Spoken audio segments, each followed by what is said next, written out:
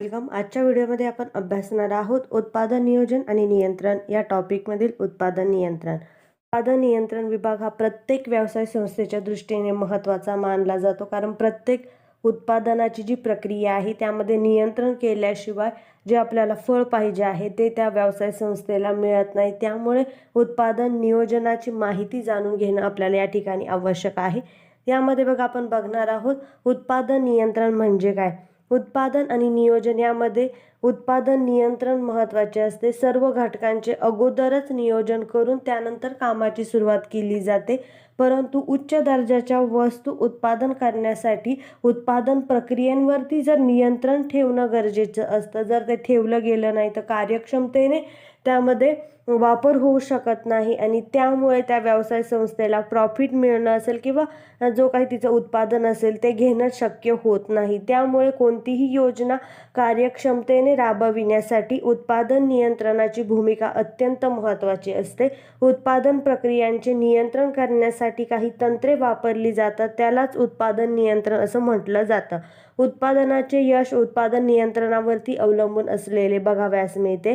बघा, उत्पादनाच्या नियोजन कार्यक्रम यशस्वीपणे पार पाडण्यासाठी उत्पादनासाठी कारणीभूत असणाऱ्या विविध घटकांमध्ये समन्वय प्रस्थापित करावा लागतो. उत्पादन नियंत्रणाची व्याख्या आपण बघणार आहोत. बघा, उत्पादन नियंत्रण कारखान्यामध्ये सेवा उपलब्ध करून देणे, त्याचा परिणाम म्हणून कारखान्यातील सर्व कार्य योग्य समन्वयाने चालू राहतात आणि योजना केल्याप्रमाणे कोणताही खंड न पडता सातत्याने कामाचा ओघ वाहत राहतो. बघा, उत्पादन नियंत्रण म्हणजे काय की जे कार्याचं आपण नियोजन केलेलं आहे त्या नियोजनाप्रमाणे ते कार्य व्यवस्थितरित्या होत आहे किंवा नाही. ज्या काही सर्व क्रिया केल्या जातात, प्रक्रिया केल्या जातात, त्यांवरती नियंत्रण ठेवावं लागतं, लक्ष प्रोव्हाइड करावं लागतं. यालाच आपण उत्पादन नियंत्रण असं म्हणू शकतो. तर बघा, उत्पादन नियंत्रणाच्या व्याख्येवरून आपल्याला उत्पादन नियंत्रणाची काही उद्दिष्टे सांगता येतील.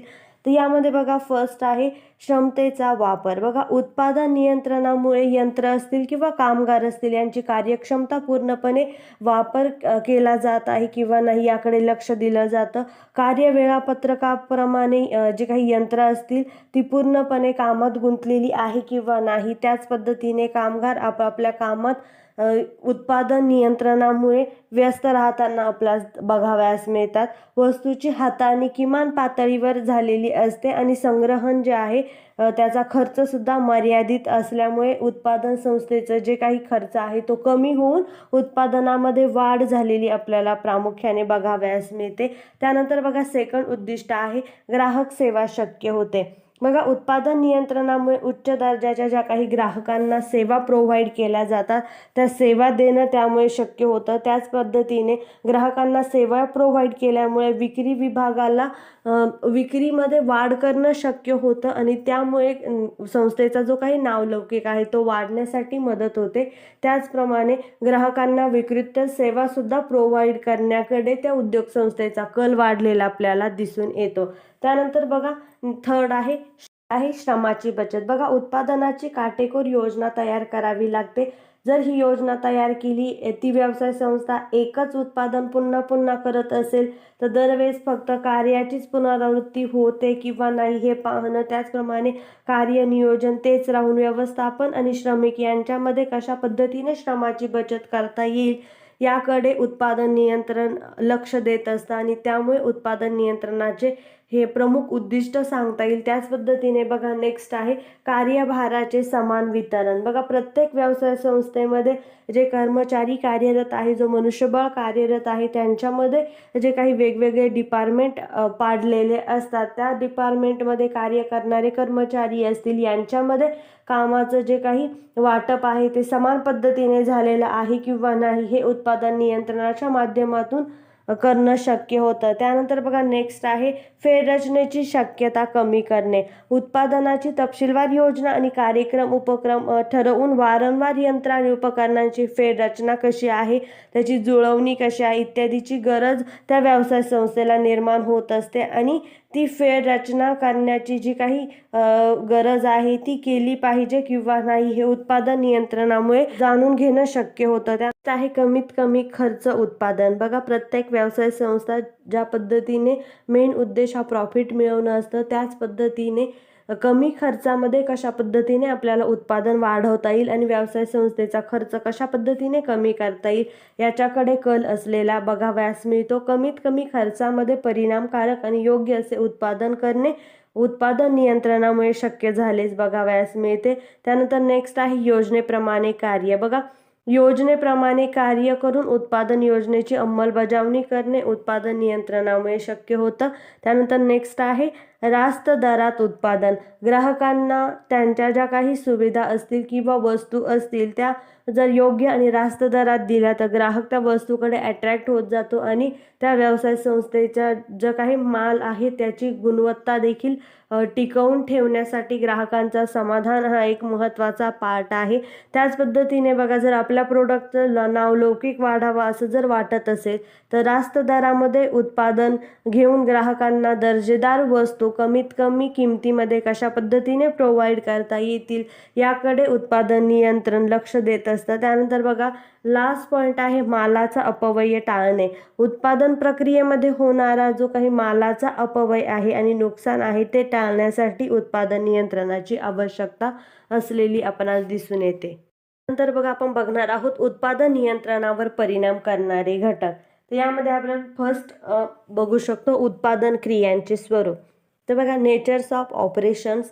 कोणतंही उत्पादन हे विविध प्रकारच्या उत्पादन क्रिया करून पूर्ण झालेलं असतं. मग काही उद्योगात अशा क्रियांची संख्या ही मर्यादित असलेली आपणास बघावयास मिळते, तर काही उद्योगांमध्ये जर आपण बघितलं तर असंख्य प्रक्रिया त्या ठिकाणी कराव्या लागतात. त्यासाठी विविध प्रकारचे यंत्र असतील, उपकरणे असतील ही वापरली जाताना आपणास बघावयास मिळतात. बघा, काही उद्योगात उत्पादनाच्या पूरक जे काही भाग असतील म्हणजेच कंपोनंट आपण त्याला म्हणतो त्यांच्या निर्मितीसाठी अनेक क्रिया कराव्या लागतात. त्यासाठी वापरल्या जाणाऱ्या विविध प्रकारच्या यंत्रांची उपकरणांची क्षमता ही आपल्याला वेगवेगळी दिसून येत असते. सर्व क्रियांमध्ये एक विशिष्ट क्रम ठेवणं आवश्यक असतं. मग अशा ठिकाणी उत्पादन नियंत्रण अतिशय गुंतागुंतीचे होत जातं आणि हे होणं त्या ठिकाणी स्वाभाविक असलेच बघावयास मिळतं. मग या उलट ज्या ठिकाणी उत्पादित किंवा मर्यादित क्रियांची पुनरावृत्ती केली जाते, यंत्र उपकरणे आणि मर्यादित स्वरूपाची असतात, मग अशा ठिकाणी क्रम बदलणं शक्य असतं आणि उत्पादन नियंत्रण जे आहे ते तुलनेने आपल्याला साधं झालेलं बघावयास मिळतं. तर बघा, नेक्स्ट जो घटक आहे तो आपल्याला सांगता येईल उत्पादन प्रक्रियेचे स्वरूप. बघा, काही उत्पादन प्रक्रिया काही निश्चित टप्प्यांमधून पूर्ण केल्या जाताना आपल्याला दिसून येतं. मग प्रत्येक टप्पा हा परस्परांशी जोडलेला असल्याचे उत्पादनाचा प्रवाह सातत्याने वाढत असतो. प्रत्येक टप्प्यावर काही सामग्रीची भर पडत जाते किंवा टाकाऊ उत्पादन वगळले जाते. मग अशा उत्पादन प्रक्रियेमध्ये काही उपउत्पादने मिळत असतात, परंतु उत्पादनाची प्रक्रिया या ठिकाणी थांबत नाही, ती अविरतपणे चालू असते. अशा उत्पादनामध्ये यंत्रांची रचना व क्रम जो आहे तो पूर्ण सुसंगत असल्याने उत्पादन नियंत्रणाची विशेष गरज अशा उत्पादनामध्ये भागत नाही. या ठिकाणी उलट काही उत्पादनात जे आहे त्यामध्ये शेकडो प्रकारचे पूरक भाग, उदाहरणार्थ जर घ्यायचं झालं तर टाईपरायटर असेल, शिवणयंत्र असेल, मोटार कार असेल इत्यादी विविध यंत्रांच्या साहाय्याने प्राथमिक उत्पादन केले जातात व या पूरक भागांचे उत्पादन एकाच वेळी विशिष्ट गतीने होणे त्या ठिकाणी आवश्यक असते. पूरक मागणींचा विचार करून ज्यावेळेस उत्पादन पूर्ण केले जाते, मग त्यामध्ये प्रामुख्याने दोन भाग बघावयास मिळतात. एक निश्चित मागणीवरून उत्पादन केलं जातं आणि दुसरा पार्ट जो आहे तो मागणीचा पूर्व अंदाज घेतला जातो, त्यानुसार माल साठा करून ठेवला जातो. अशा दोन पद्धतीमध्ये उत्पादन प्रत्येक व्यवसाय संस्था काय करत असते, पूर्ण करण्याचा प्रयत्न करते. त्यानंतर बघा, थर्ड पॉईंट आहे यामध्ये उद्योग संस्थेचे आकारमान. बघा, लहान उद्योग संस्थेमध्ये प्रत्येक विभाग व प्रत्येक व्यक्तीमध्ये प्रत्यक्ष आणि अनौपचारिक संबंध प्रस्थापित झालेले असतात. वेळोवेळी व्यक्तिगत चर्चा करून प्रश्न सोडवले जातात किंवा निर्णय घेतले जातात, परंतु साहजिकच नियंत्रण कार्यपद्धतीचे जे काही स्वरूप आहे ते अगदी साधं आणि सरळ असलेलं आपल्यास बघावयास मिळतं. मग उद्योग संस्थेच्या वाढत्या विस्ताराबरोबरच जे अनौपचारिक संबंध आहे ते कमी होत जातात आणि त्यामुळे कार्यपद्धतीची आखणी अगदी काटेकोरपणे झालेली आपणास बघावयास मिळते. मग त्यामुळे जी क्लिष्टता आहे ती वाढत जाताना प्रामुख्याने दिसून येते. यानंतर बघा, नेक्स्ट पार्ट आहे उत्पादन नियंत्रणाचे महत्त्व. प्रत्येक व्यवसाय संस्थेमध्ये नियंत्रण केलं जातं. हे नियंत्रण केल्यामुळे कोणकोणत्या गोष्टी सहजपणे करता येतात किंवा नियंत्रणाला प्रत्येक व्यवसाय संस्थेमध्ये का महत्त्व प्राप्त झालेलं आहे हे आपण पुढील मुद्द्यांच्या सहाय्याने बघणार आहोत. तर यामध्ये फर्स्ट आहे आराखड्याची अंमलबजावणीसाठी आवश्यक. बघा, उत्पादन नियंत्रणाच्या माध्यमातून वस्तूचे प्रमाणके आणि प्राप्त होणारे जे काही परिणाम आहे याबाबत माहिती करून घेत असताना आखलेल्या आराखड्याप्रमाणे कामाची पूर्तता केली जात आहे किंवा नाही हे पाहिले जाते. त्याच पद्धतीने उत्पादन नियंत्रणात भविष्य काळामध्ये त्याचप्रमाणे वर्तमान काळात केल्या जाणाऱ्या ज्या काही चुका आहेत त्या आधीच लक्षात आल्यामुळे त्यानुसार आराखड्यामध्ये योग्य तो बदल घडवून आणता येतो आणि त्यामुळे उत्पादनामध्ये जी कार्यक्षमता आहे ती पूर्णपणे वापरली जाऊन उत्पादन कशा पद्धतीने वाढता येईल याकडे लक्ष प्रोव्हाइड केलं जातं. आहे मानवी आणि भौतिक स्रोतांच्या इष्टतम उपयोगासाठी आवश्यक. बघा, उत्पादन नियंत्रणामुळे संघटनेतील भौतिक आणि मानवी संसाधनांचा योग्य उपभोग घेतला जातो. मानवी संसाधनामध्ये संघटनेतील उपलब्ध होणारे जे मनुष्यबळ आहे त्यांचा पूर्णपणे सहभाग होऊन इतर जे भौतिक संसाधन आहे मग त्यामध्ये आपण म्हणू शकतो कच्चा माल असेल, यंत्र असेल, भांडवल असेल इत्यादींचा समावेश होताना आपल्याला दिसून येतो. मग उत्पादन नियंत्रणामध्ये कोणत्याही व्यक्तीस कामाशिवाय बसावे लागू नये किंवा काम करण्यामध्ये कोणत्याही प्रकारचा वेळ लागू नये, विलंब होऊ नये अशी अपेक्षा केलेली असते आणि त्याप्रमाणे भौतिक संसाधनांची जी विल्हेवाट लावली जाते त्याच्यावर देखील नियंत्रण प्रस्थापित करण्याचं कार्य उत्पादन नियंत्रणाच्या माध्यमातून केलं जातं. त्यानंतर थर्ड पॉईंट आहे समन्वयाची आवश्यकता. बघा, संघटनेची जी उद्दिष्टे आहेत ती यशस्वीपणे पूर्ण होण्यासाठी संघटनेच्या सर्व विभागांमध्ये समन्वय साधणे गरजेचे असते. उदाहरणार्थ जर आपण बघायचं झालं तर विक्री विभागाकडून प्राप्त केले गेलेले जे विक्रीचे आदेश आहे त्या आदेशाची पूर्तता होण्यासाठी उत्पादन विभागामार्फत योग्य तितक्या वेगाने व अपेक्षित प्रमाणामध्ये पुरवठा होणं आवश्यक आहे. उत्पादन नियंत्रणाच्या माध्यमातून उत्पादन हे पुरेशा प्रमाणात होत आहे किंवा नाही हे पाहणं गरजेचे आहे आणि यामुळे प्रत्येक कार्यामध्ये समन्वयाची आवश्यकता जी आहे ती उत्पादन नियंत्रणामुळे पूर्ण झालीच बघावयास मिळते. आहे निम्न व्यय आणि गुणवत्ता सुधारण्याची गरज. बघा, उत्पादन नियंत्रणाच्या माध्यमातून सर्व संसाधनांचा कशा पद्धतीने योग्य वापर घडून आणता येईल याकडे लक्ष दिलं जातं. उत्पादन नियंत्रणामुळे जो काही होणारा खर्च आहे त्याच्यामध्ये कपात होऊन उत्पादनात कशी वाढ केली जाईल याकडे लक्ष प्रोव्हाइड केलं जातं. त्याचप्रमाणे उत्पादनात सुधारणा देखील घडवून आणली जाते. त्यानंतर बघा, नेक्स्ट आहे कार्यक्षमता वाढविण्याच्या दृष्टीने सुधारणा. बघा, उत्पादन नियंत्रणाद्वारे उत्पादन विभागाच्या कार्यक्षमतेच्या ज्या काही सुधारणा आहेत त्या घडविल्या जातात. त्याचप्रमाणे प्रत्येक व्यक्तीची जी वैयक्तिक प्रगती आहे तिच्याकडे देखील लक्ष दिलं जातं, ज्यामुळे कर्मचाऱ्यांची वैयक्तिक उणीव असेल तर ती देखील दूर करण्याचा प्रयत्न यातून केला जातो.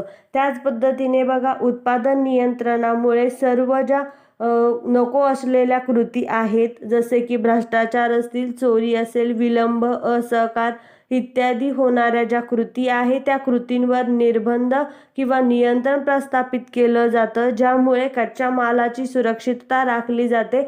उत्पादन योग्य वेळेत होत असतं आणि त्यामुळे भौतिक संसाधनांची देखील कपात घडून आणली जाते आणि मनुष्यबळ जे आहे ते कशा पद्धतीने विकसित होत जाईल आणि त्यातून उत्पादन कशा पद्धतीने वाढत जाईल याकडे लक्ष प्रोव्हाइड केलं जातं. सर्व गोष्टींमुळे उत्पादन नियंत्रण जे आहे ते प्रत्येक संस्थेमध्ये महत्त्वाचा पार्ट झालेलं आपणास बघावयास मिळतं.